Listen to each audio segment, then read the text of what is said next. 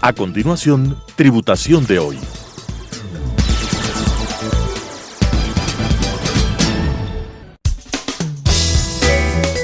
Clasificación A. Apto para todo público.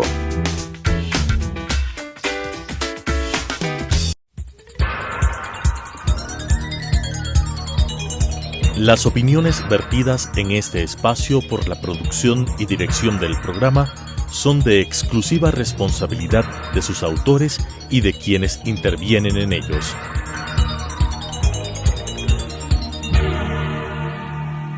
Telesucesos Canal 29 UHF presenta Tributación de hoy, un programa destinado para los ciudadanos en su entorno fiscal para el Ecuador, con la conducción de la doctora Cristina Trujillo. Tributación de hoy.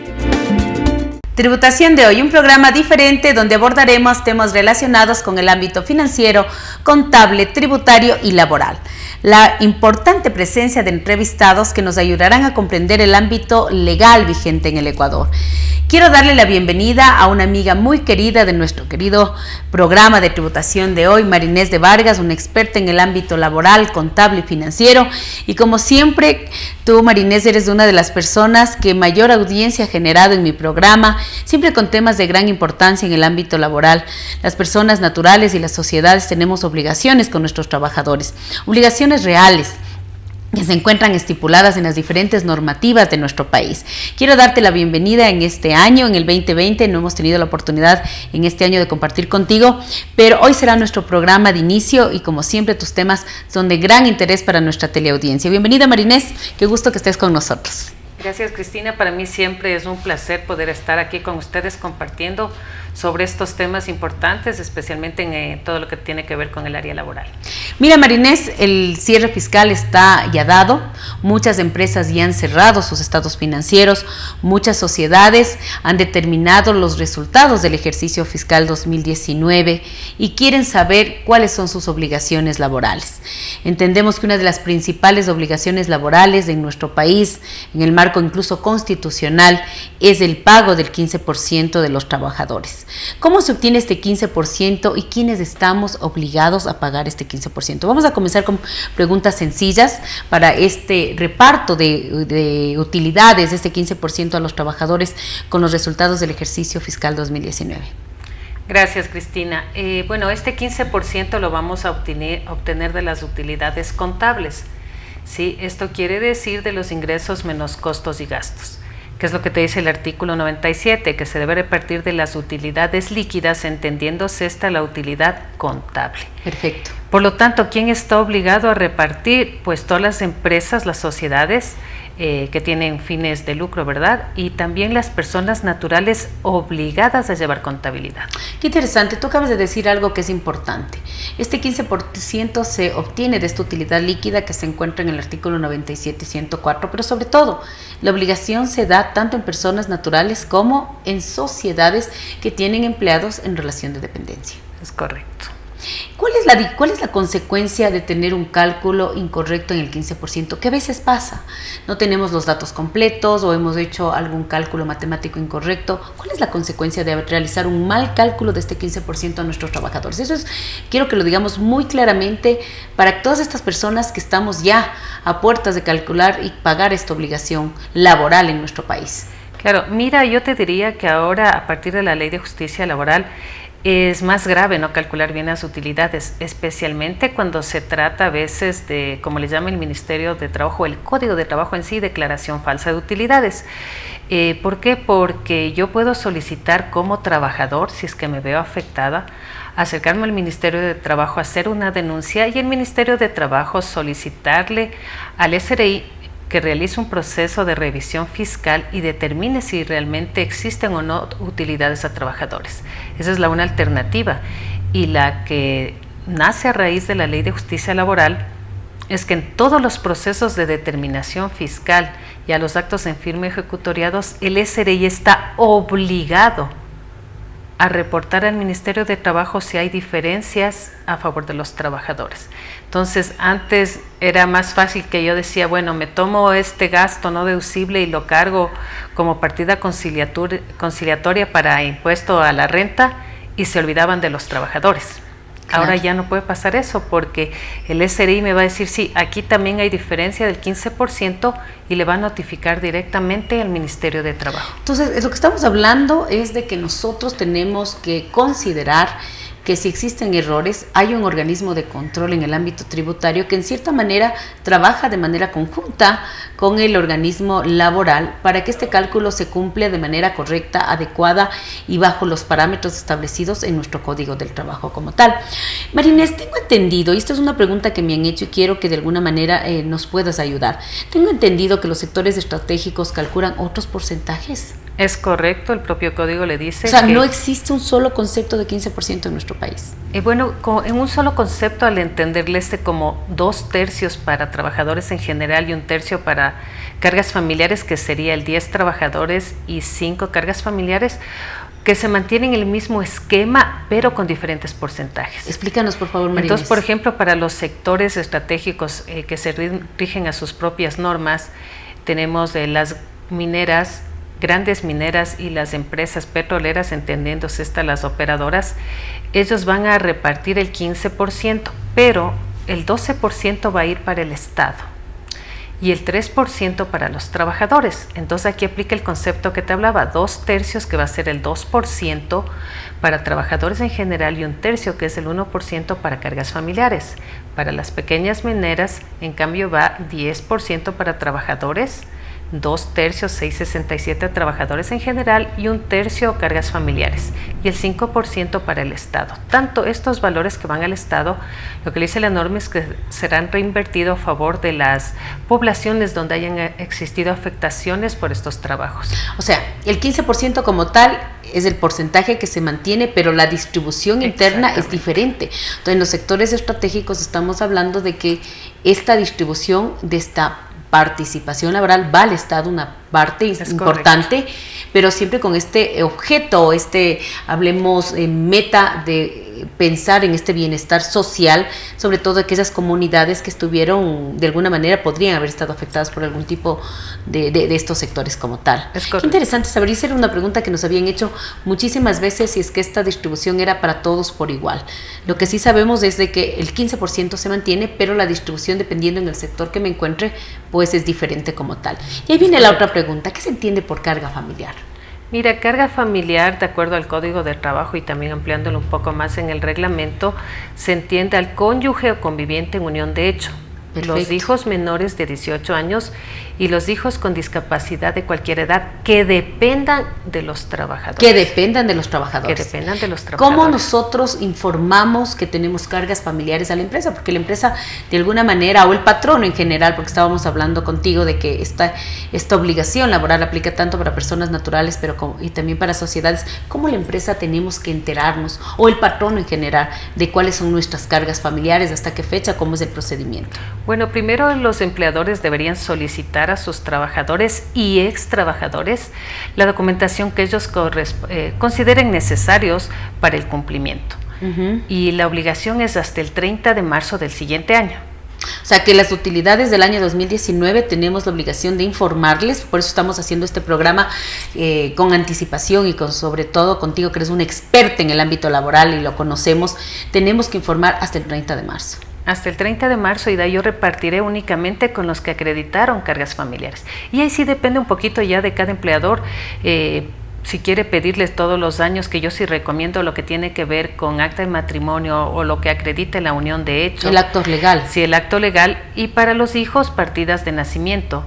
Y obviamente de lo que es de los hijos con discapacidad, que no estén trabajando para que se entiende que dependan de ellos. Entonces, perfecto, ahí si consideras que a lo mejor en lo que es cargas familiares de hijos es suficiente y vas controlando las edades, perfecto, pero tú no sabes si una persona le salió una sentencia de divorcio y quedó la unión de hecho. Claro, yo esto comparto contigo, es importante que nosotros como patronos, como empresarios, de alguna manera también podamos exigir, si bien es cierto, esto es una obligación legal, constitucional, como corresponde, pero también es importante que nosotros en pleno derecho exijamos de que se encuentren actualizados los datos para que ese reparto sea justo, porque lógicamente no es el patrón el que se beneficia, es los mismos empleados, y si hay alguna persona que sus hijos ya cumplieron la mayoría de edad o sus hijos discapacitados están trabajando, se tiene que volver a recalcular. Es correcto. Es correcto, ¿no es cierto? Otra de las preguntas que nos hacen, ¿qué pasa? Vamos a poner un ejemplo. Yo soy la empresa ABC y en mi empresa trabaja Marco y trabaja María Fernanda, y son esposos. ¿Cómo funciona ahí el tema del reparto de este 15%? Bueno, cada uno lo va a repartir en forma individual. Vamos a poner que Marco y María Fernanda tienen 2 hijitos en el conjunto, no en el matrimonio. Menores de edad. Menores de edad. Entonces, Marco va a coger por 3 cargas familiares, por María Fernanda y sus 2 hijitos, y María Fernanda por 3 cargas familiares, por Marco y por sus 2 hijitos. En el tema de los cónyuges no importa que estén trabajando. No importa. Perfecto, o sea, eso quiero que estemos claros y que nuestros televidentes sepan que cuando la pareja está trabajando, no importa, es tu carga familiar. Solo el tema de la dependencia es para los hijos menores de edad y también para los hijos con discapacidad, pero que dependan del patrono. Qué interesante, qué claro nos has dejado en este tema. ¿Qué sucede cuando la empresa no cuenta con trabajadores? Que es otro de los temas que siempre nos preguntan. En mi empresa no tengo trabajadores. ¿Qué sucede con este 15%? Ya, mira, pero, antes de eso solo una cosita, una aclaración. También cuando no hay cargas familiares, que puede pasar, el 5% se redistribuye entre todos los trabajadores, es decir, el 15% para los trabajadores. Ya, ese es un punto importante. Ajá. Vamos a suponer que en una empresa somos 5 personas solteras, sin compromisos, sin absolutamente nada. Ese 5% se distribuye al personal, las 5 personas solteras. Correcto. Interesante. Eso es un punto muy importante que nuestros televidentes recuerden, que en el caso que en una empresa no se determinen estas cargas familiares, ese 5% se distribuye con el personal, pues que tenemos el derecho bajo este concepto de ser empleado en relación de dependencia. Y cuando no tienes trabajadores, pues simplemente no existe el 15%. Es decir, ya tendrás que calcular lo que viene a la parte fiscal, el impuesto a la renta. Simplemente correcto, ya sin tener esta deducción ni este pago a trabajadores. Porque no se calcula. Hay que recordarles a nuestros televidentes que el 15% es un gasto real, es un gasto operacional y que además es imputable al impuesto a la renta. Es parte de esta base imponible sobre la cual se va a calcular el impuesto de los trabajadores. Es correcto. Marinés, unificación de utilidades.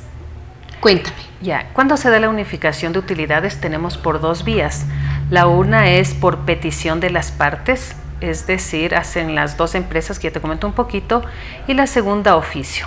¿Quiénes son las que pueden hacer la unificación de utilidades? Son empresas vinculadas, que cumplan esta escala de que se conoce valor, en donde la una sea productora, la una unas y la otra comercializadora, siempre siguiendo esta escala de valor. Perfecto. Entonces, los 2 representantes legales van a hacer la solicitud para unificar las utilidades. La una produce y le vende a la otra para que comercialice. Hay una escala de valor claramente definido. Podemos hacer esta unificación y obviamente tú acabas de decir algo, empresas vinculadas. Vinculadas, exactamente. Ok. ¿Y este trámite se hace ante? Sí, este trámite lo hacemos ante el Ministerio de Trabajo cuando estamos haciendo la solicitud. Esto quiere decir ante la autoridad competente y se lo debe hacer máximo hasta el 31 de enero del siguiente año al periodo que vamos a repartir. Qué interesante. Esto acabas de decir 2 palabras claves para mí.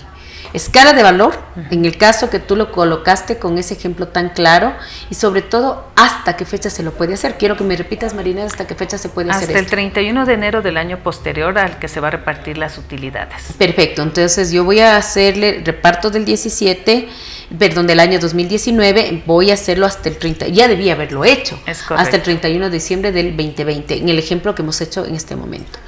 Marinés, ¿cómo pago? ¿Cuál es el procedimiento para el pago de mis utilidades? ¿Qué debo hacer?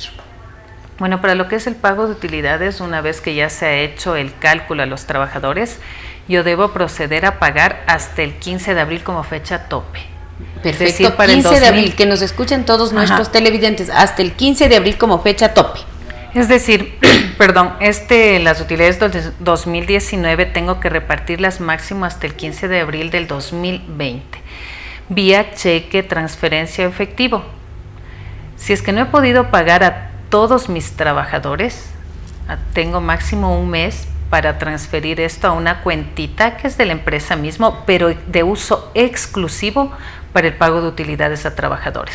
Mira, hay muchas empresas, Marinés, que cuando tú les dices que hay que crear esta cuenta, cuando no has podido pagar, y no quieren hacerlo, porque piensan que a lo mejor no es un requisito legal. ¿Es un requisito legal? Es un requisito legal y obligatorio. Recordemos que ya no existe el procedimiento de consignación en el ministerio. Perfecto. No existe el procedimiento de consignación en el ministerio. Tengo que abrir una cuenta que sea de uso exclusivo. No es algo facultativo. Esa es la parte que quiero que estemos súper claros. Sí, no es algo facultativo, es obligatorio. Y básicamente, ¿por qué? Porque ¿qué es lo que quiere la norma? Que se garantice que estos fondos no sean utilizados para otra cosa sino el pago de sus trabajadores. Esté ahí disponible. Correcto, porque de ahí, de esta fecha, que sería el 15 de mayo, el trabajador va a tener un año, todo el año completo, para acercarse a cobrar a la empresa o a través del sistema financiero, como hayan ellos acordado, en cualquier momento. Entonces debo tener los fondos disponibles para cuando el trabajador se acerque, que va a ser básicamente aquí en este caso hasta el 15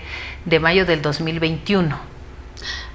Entonces, solo tienen un año. Solo tienen un año, no es algo facultativo, ya no existe el concepto de consignación en el ministerio y definitivamente lo tenemos que hacer. Hay que hacerlo porque luego si es que el trabajador no cobra en ese año, ya las pierde. Las pierde solo, y de hecho esto ha pasado siempre, sino que ahora como que se nota un poco más porque es el trabajador, el empleador el que maneja esto, pero siempre ha tenido solo un año. La diferencia es que antes era proceso en el ministerio y ahora lo maneja directamente ¿Qué debo hacer para informarles a mis trabajadores, sobre todo los que no se encuentran dentro de la compañía, que ese es el caso real, ¿no?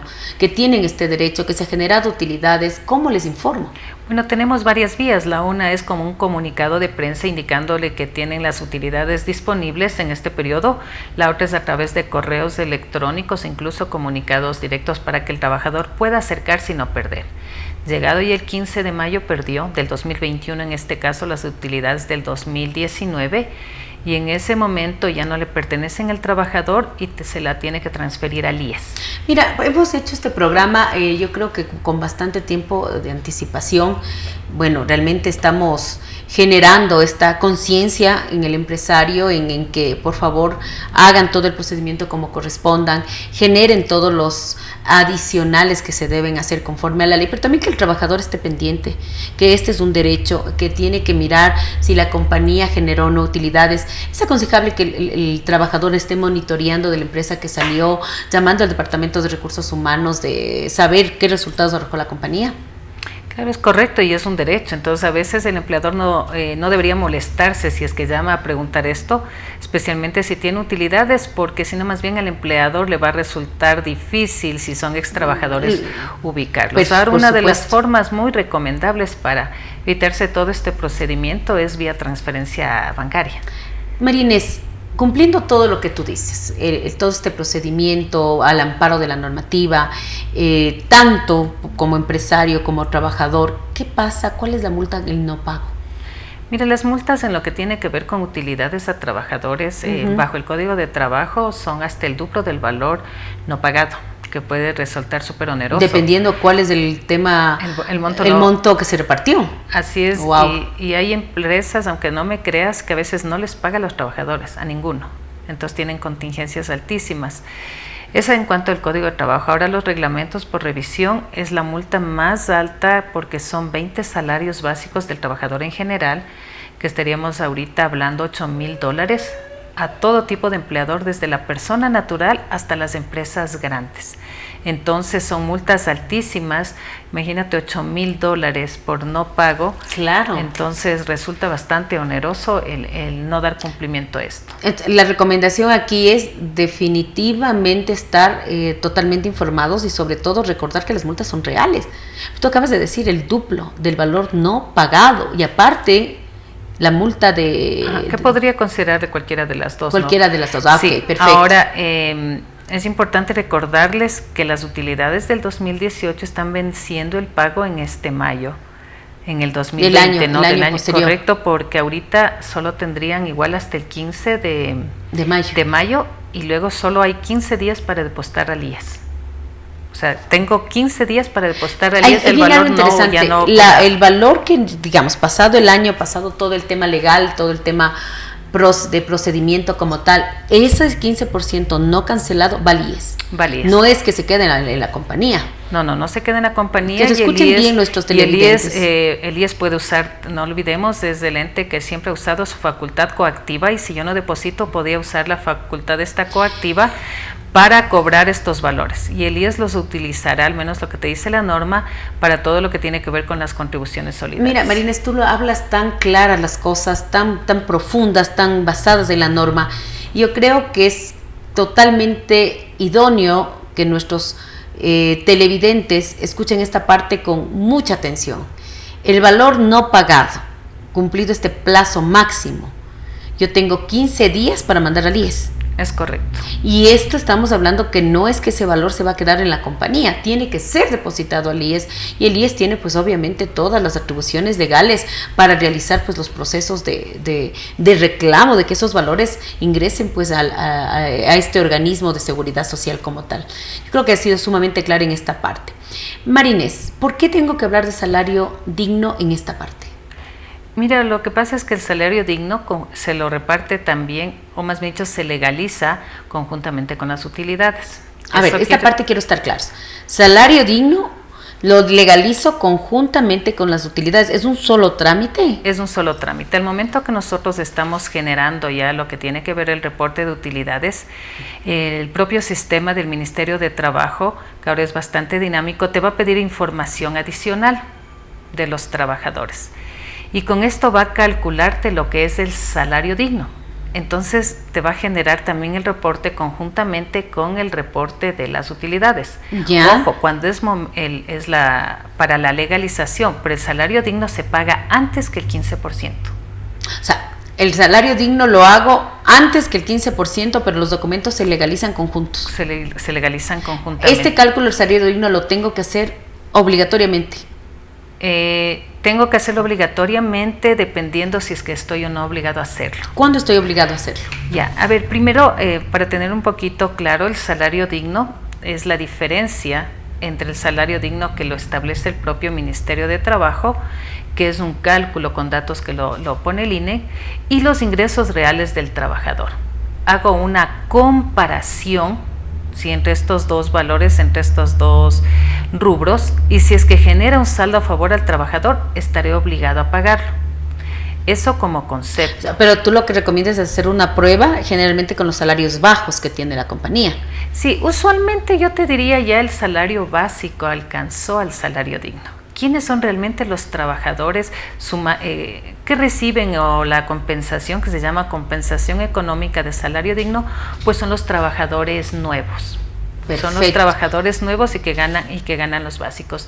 Entonces, en este sentido, para hacerlo muy breve, esta comparación de total de los ingresos, sueldos, comisiones, horas extras, décimos, exceptuando solo lo que tiene que ver con horas extras, comparo con el salario digno. Perfecto. Y se genera esta compensación. Yo debo hacer el cálculo a diciembre y debo dejar registrado, provisionado en el ejercicio fiscal, es decir, para este año, el 2019. Qué interesante. Y el pago sí lo hago hasta el 31 de marzo del 2020. Entonces, mira, yo pago primero salario digno hasta marzo del 2020. Y legalizas los dos. Y legalizo los dos, mientras que utilidades yo pago hasta el 15 de abril. Marinés, qué interesante todo lo que nos has dicho, y agradecerte, como siempre, tus explicaciones son claras, son profundas.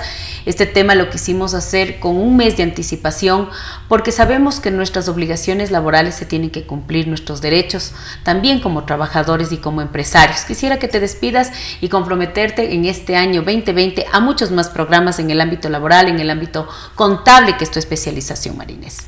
Gracias, Cristina, nuevamente por la invitación. Pues para todos, no se olviden, las obligaciones laborales hay que cumplirlas y son muy importantes, especialmente que estamos a puertas de pagar ya una compensación económica de salario digno, y también lo que tiene que ver con las utilidades. Y por supuesto, cuando ya se den las reformas que nos vienen ofreciendo desde hace ya varios meses, gustosa aquí para...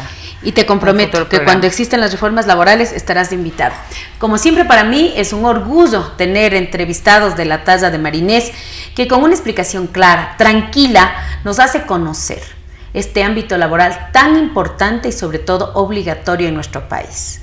Como siempre, para mí ha sido un privilegio el día de hoy tener los entrevistados de la talla de Marinés de Vargas y decirles que nos volveremos a ver en una edición más de Tributación de Hoy. Muchas gracias.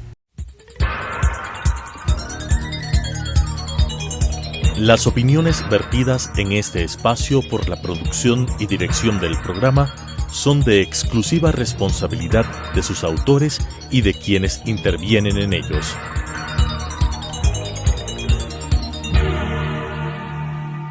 Telesucesos Canal 29 UHF presentó Tributación de Hoy, un programa destinado para los ciudadanos en su entorno fiscal para el Ecuador, con la conducción de la doctora Cristina Trujillo. Tributación de Hoy.